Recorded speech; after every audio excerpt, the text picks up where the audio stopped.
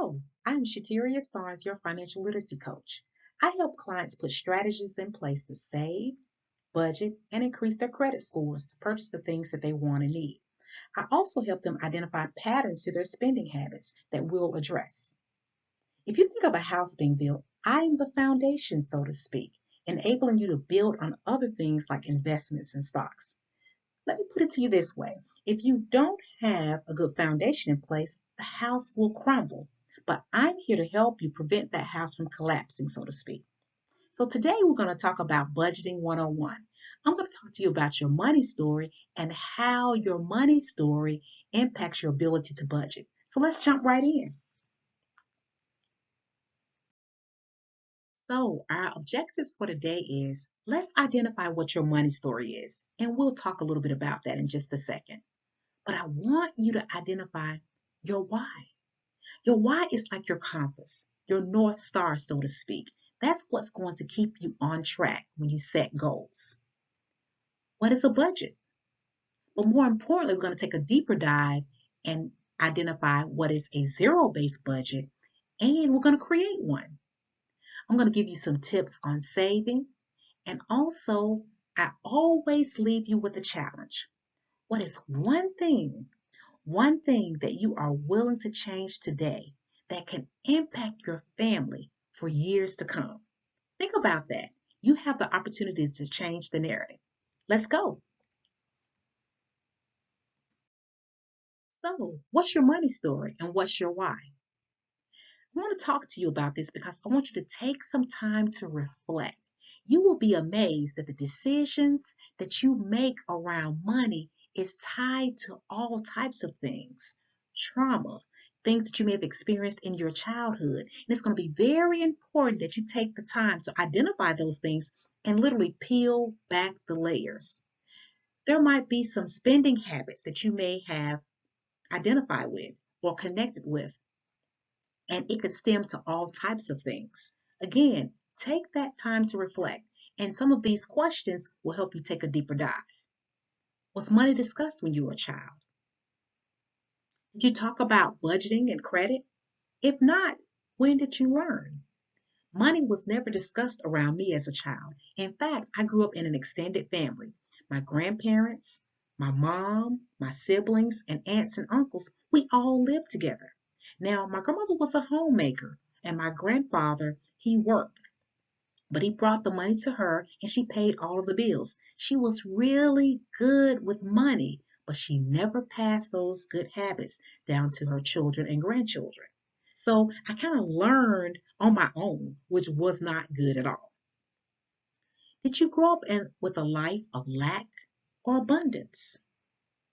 Sometimes people grow up in abundance, but again, they do not have the acumen to actually be able to manage their finances, which leads to poor choices and ultimately the inability to save and poor credit. Again, I always tell clients that if you have an issue with money management, typically you're going to have an issue with your credit. What about emotions? Are you an emotional shopper? Do you shop when you get sad, depressed, or even happy?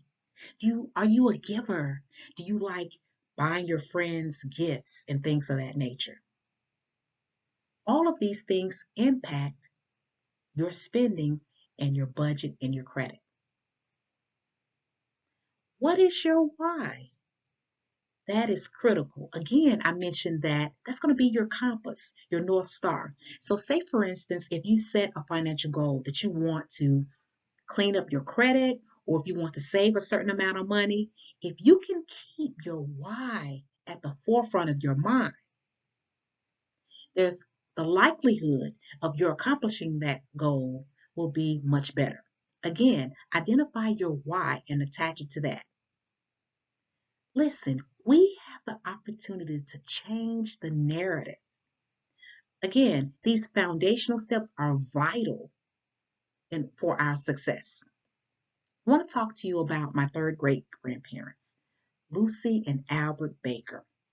Lucy and Albert Baker were slaves, and when they were freed by their master, they actually bought 100 acres of land in Alabama.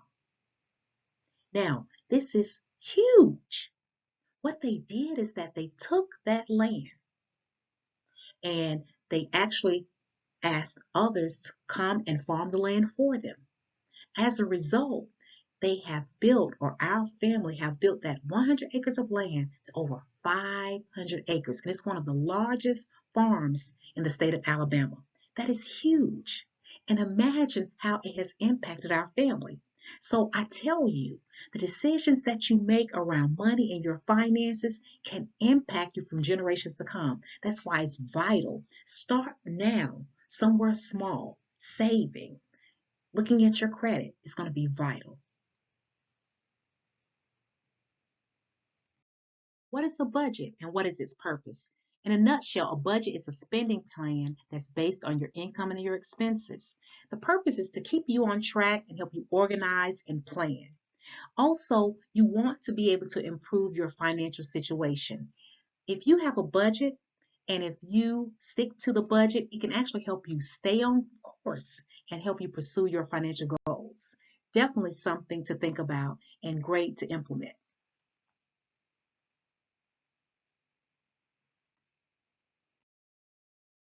So I ask you, what is your game plan? Listen, most emergencies are $500 or less. There's a study that shows that. $500 is not a lot of money. However, if you don't have it, it is.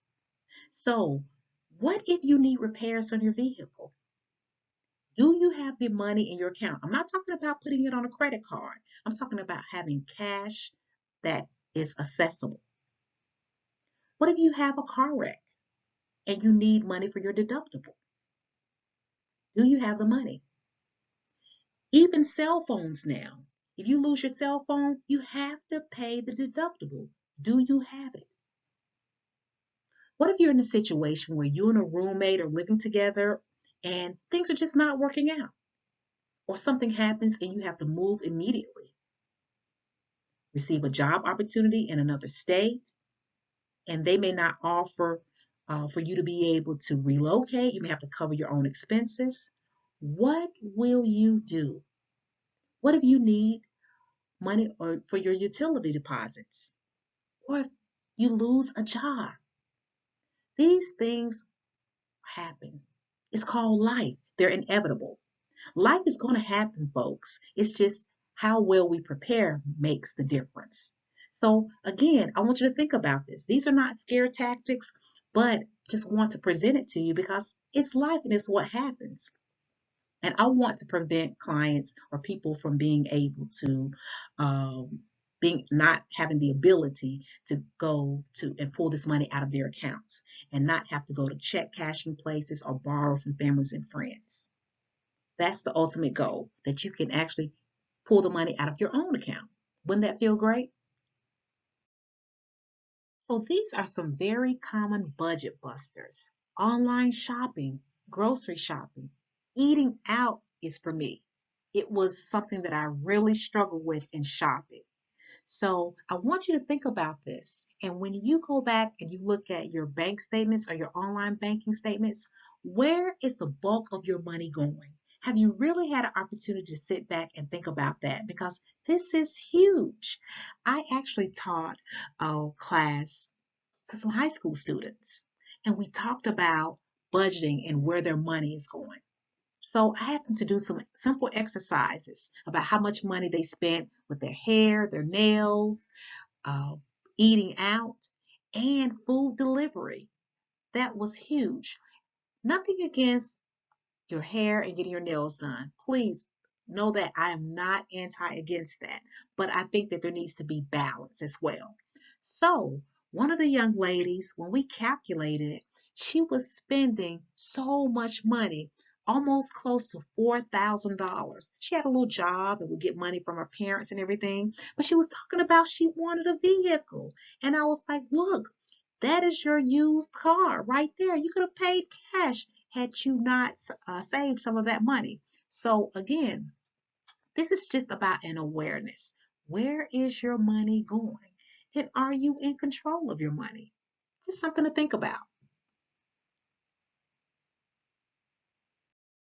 You're probably wondering, why in the world does she have a calendar in this presentation? Well, let me tell you why. A calendar helps you to determine when your bills must be paid. I want you to take out a calendar and just write out all of your bills and the due dates. It's very important for you to know when they're actually due. The reason being is that most people are top heavy. What do I mean by that? Most of their expenses or bills are due at the beginning of the month. And a lot of times there's not enough money to cover your expenses during that period. So you have to save money from other checks or side hustles to be able to cover all of your expenses for the entire month. Again, these are just strategies, pre-budget strategies that help keep you on task.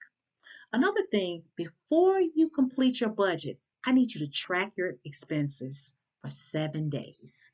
7 days. Why is this important? Because it helps you to determine where your money is going. I tell clients all the time, I can look at your bank statements or online banking and I can tell where your priorities lie. Now, during this 7 day period, do not change any of your behaviors. If you ate out 5 times that week beforehand, continue to eat out just as you've been doing. Do not change anything, because this is going to be a telltale sign for you to see where you could possibly cut back in your budget and maybe rearrange some things, because it's going to be vital on your journey. And remember, listen, you don't have to have everything in place. You may fall off the wagon, but I'm telling you, once you continue to do this and form a habit, it's going to work to your advantage. So just stick to the plan.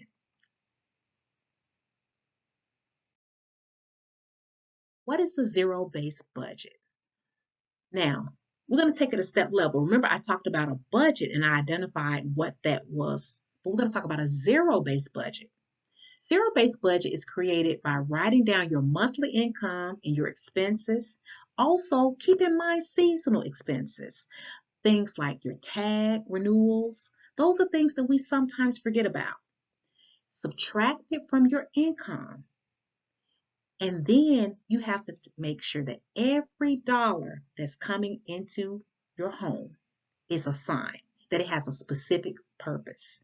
So if you have 50 cents left, that 50 cents needs to be allocated to something very specific. I'm going to actually show you how to create a zero-based budget. So hang in there.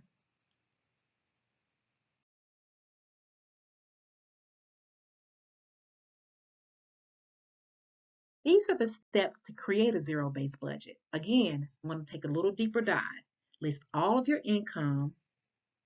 List all of your expenses. That's why it's important to write things down. A lot of times, if things are out of sight, they're out of mind. But if we write it down, we're actually committing it on paper and also to memory, which you may be able to retain more information.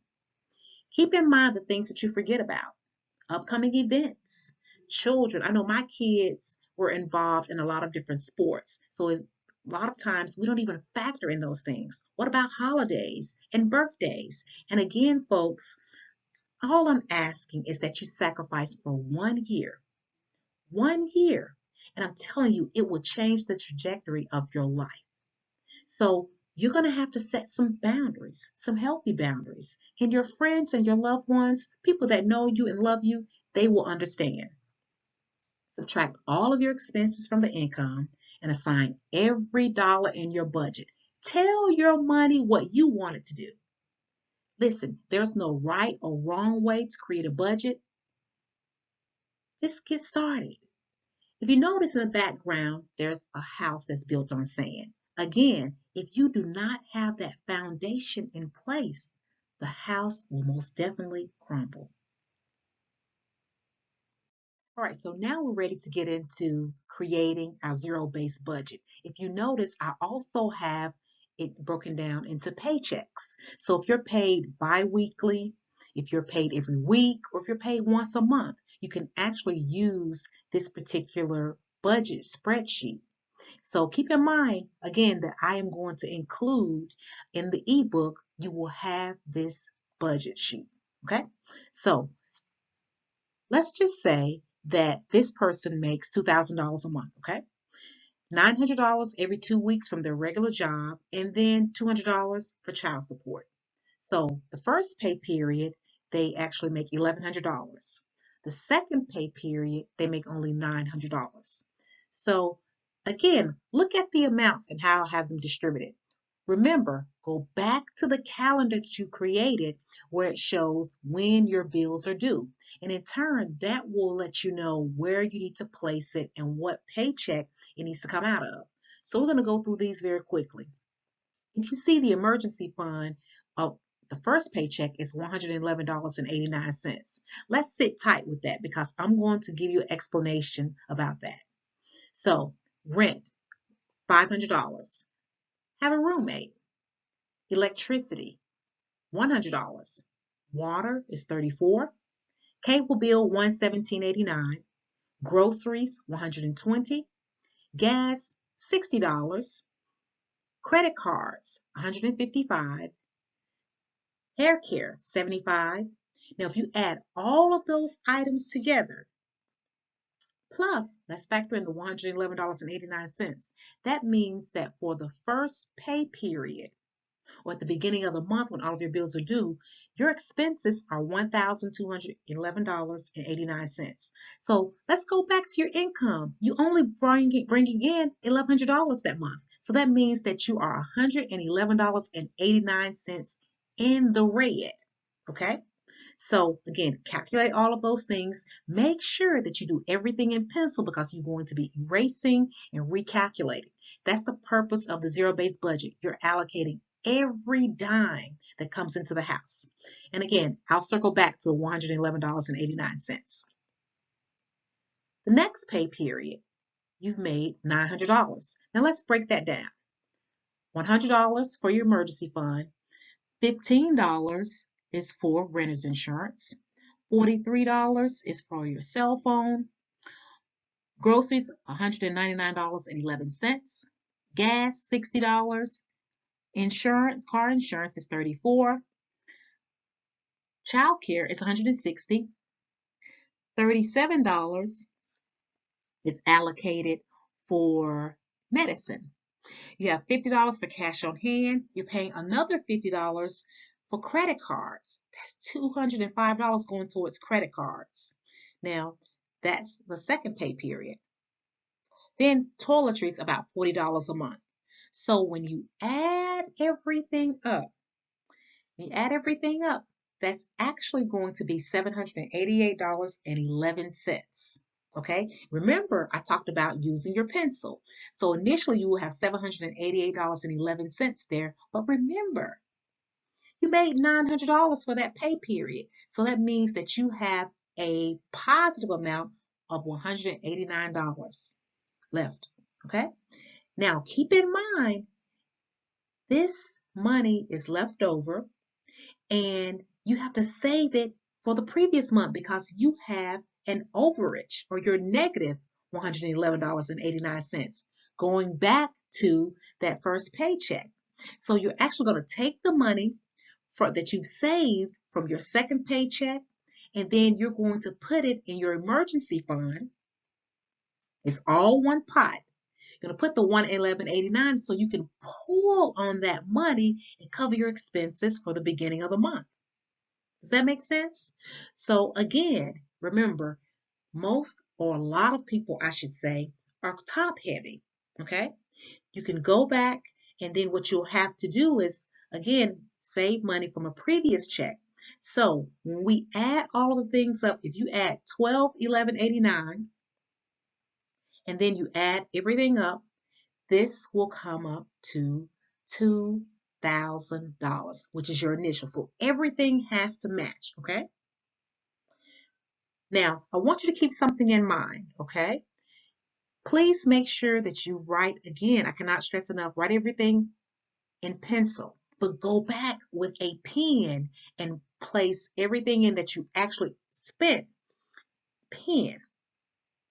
Because remember, when you're doing your budget, you're doing estimates, all right?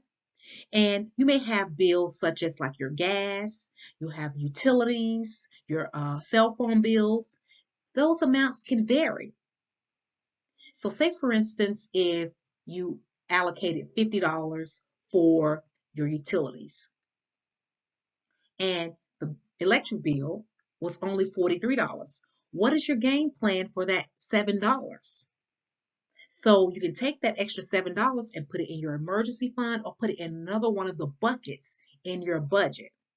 That's why you're doing your initial budget in pencil, but when you actually purchase the item or pay for it, you can actually go in and put it in pen. So it's not just enough for you to create budgets. I have clients all the time that they'll create budgets, but they don't do anything else with it. It's always changing, okay?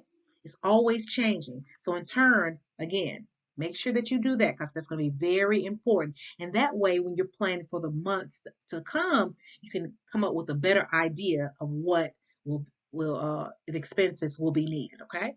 And where you need to allocate and or reallocate money. It's going to be very important.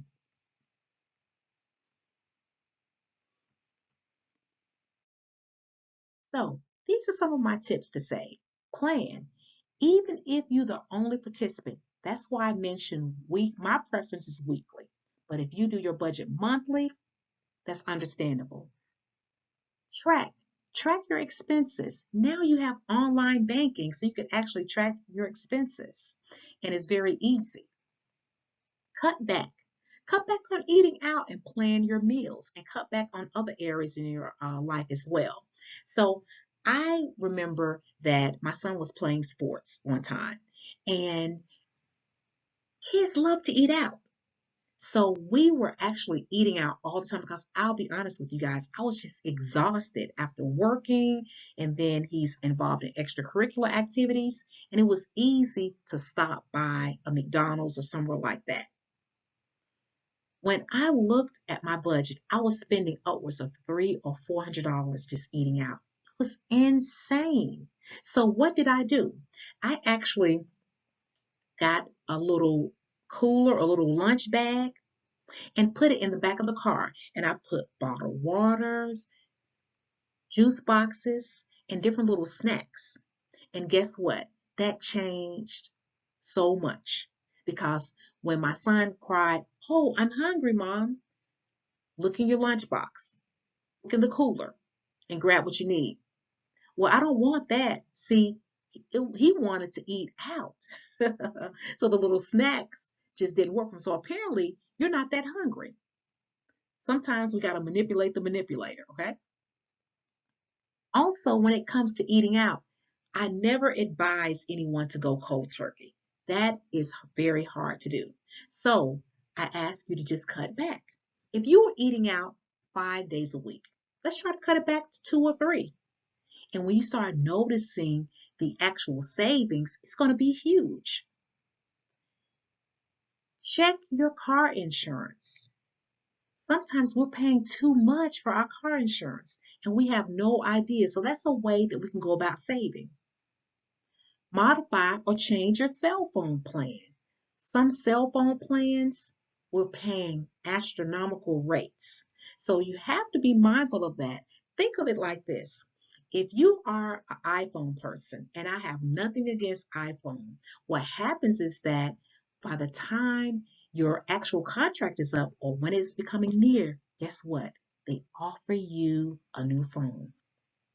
Before you know it, you've paid thousands of dollars for that cell phone because you keep upgrading.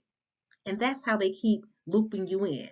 You've paid astronomical fees, and sometimes there are additional data packages that you have to pay. So be mindful of these things. These are things where you can cut costs.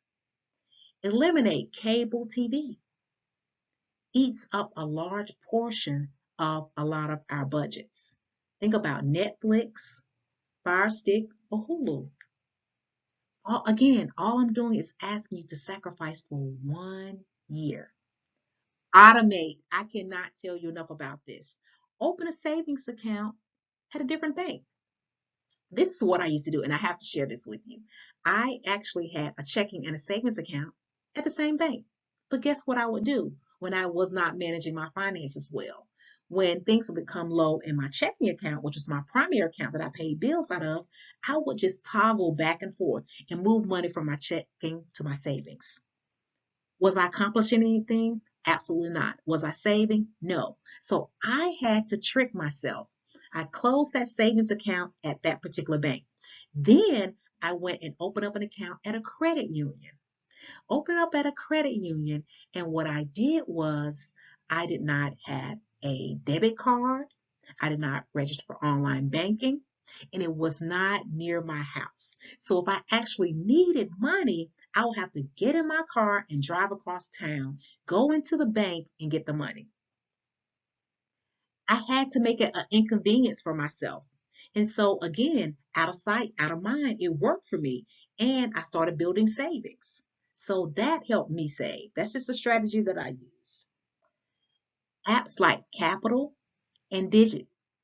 I love these apps because what they'll do is you can connect them to your primary account, such as like the account that you're paying bills out of. And it will actually transfer money into an online account. You set all the parameters, okay? And oftentimes we'll roll up the change. And if you want to actually save a little bit more, you can as well. But it will take the money and put it into an online account that you do not see. Again, tricking yourself. Out of sight, out of mind. I love Digit. I've used the product myself, and it really helped save. Cut back on extracurricular activities. Now, I know this is a hard pill to swallow for a lot of people that are possibly parents, and or if you like to travel a lot. You have friends that are getting married, all these different things. It is tough. Birthdays, I'm big with birthday and Christmas. Those are huge for me. And probably to a lot of people, or just any type of holidays like that where you're celebrating. Again, cutting back on like traveling teams, things like that, it's just a suggestion. But you will be amazed how these things start eating up your funds, okay? You have to learn to say no. Two things I want you to understand is that no is one of the first words that we learned as children. But we forgot along the way the power in that word. No doesn't mean that you don't love someone. So just because you tell someone no, it does not mean that you do not love them. It's actually your ability to set healthy boundaries. And something else I want to leave with you is that takers do not have boundaries. I'm going to repeat that. Takers do not have boundaries. A lot of times, people are givers and pleasers. You want to help someone out. You have a good heart. It's nothing wrong with that. But I'm going to tell you something that probably will disrupt your framework, your way of thinking. You cannot help anyone until you help yourself first. That probably goes against the fabric of everything you ever learned because you may grow up in a family where they're very relational, we help one another, but I see that all the time. And people can't help themselves by getting out of poverty, buying homes and different things that they need because they're taking care of family members and friends. So saying no is one step in the right direction for you to be able to set healthy boundaries. Create a side hustle. I know that many of you watching this have probably some gifts and talents that you're not utilizing. I'm telling you, this is the best way for you to be able to save, pay off debt, and accomplish those financial goals. Monetize it. Create ebooks. If you bake things. It's so many different opportunities and ways to make money. But I want you to keep an open mind about it. These are some tips that I think that you can use to save. So let's do a quick recap. I really want you to reflect and think about what is your money story? What are some things that you have experienced as it relates to finances that are impacting you today? Think about those things and start peeling back those layers and addressing that. Also, what is your why? Your why will definitely keep you on task. Identify some things that are important to you. And then when you see that you have set a goal for your finances, and if you fall off the wagon or if you're struggling, always put your why back in front of you. Also, we talked about creating a zero-based budget and the importance of that. Remember, you have to be in control of your finances. You have to tell your money what you want it to do. I've given you some tips on ways that you can actually save, And I'm also, again, going to include an ebook. That ebook is called Save $1,000 in 120 Days. And I'm telling you, yes, it can be done. I actually took a mastermind group through these same steps, and all of them were able to save over $1,000 in less than the 120 days. I'm telling you, it can be done. But I didn't ask them to do anything extra. What we did is we went through our budget and we cut back on our spending. There are going to be 9 tips on different things that you can do that are practical, where you can cut back and you can save. In that ebook, it has the saving tips, it also has the calendar, and it also has the budget sheet, the zero-based budget. So I'm telling you, get started today. Start somewhere because it's going to make a difference. Now, my challenge to you again is that what are you going to do to change the narrative? What are you going to do to impact your family for generations to come? I hope this webinar provided you with some great information, and until we meet again.